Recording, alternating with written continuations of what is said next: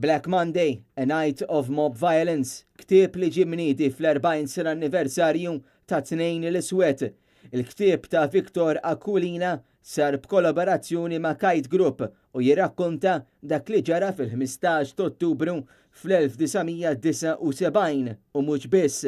40 sena ilu, meta grupp ta' partitarji laboristi mhux biss kisru 3 każini tal-Partit Nazzjonalista, iżda attakkaw u kisru d-dar tal-familja tal-kap tal-Partit Nazzjonalista Edi Fenekadami u kisru u ħarqu l-istamperija tat-Times of Malta fil-Belt Valletta.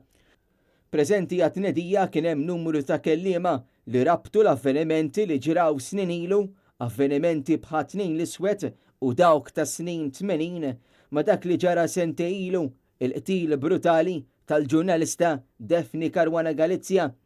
Tul is-serata x'andru wkoll filmati li faċli tista' torbothom mal-perjodu li joħodna fih il-ktieb u mal-messaġġ li l-kitba trid twassal. Il-ktieb joffri dettalji u rivoluzzjonijiet ta' dak li ġara, rakkonti f'perjodu politiku ta' teddida għall-ġustizzja u għall-libertà f'pajjiżna.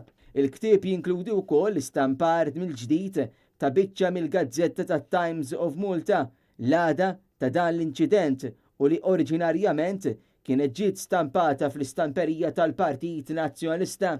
Dan il-ktieb jirrifletti l-importanza tal-ħarsien tad-demokrazija, id-drittijiet tal-ġurnalisti, id-drittijiet tal-kittieba u ċ-ċensura, fuq kollox il-ħarsien tal-libertà tal-istampa u kontra kwalunkwe estremizmu. Fl-istess attività kien hemm it-tnedija ta' ktieb ieħor minn Kite Group bl-isem ta' Navigating the Maltese Mediascape, editjat minn Joe Borch u Marianne Lawri.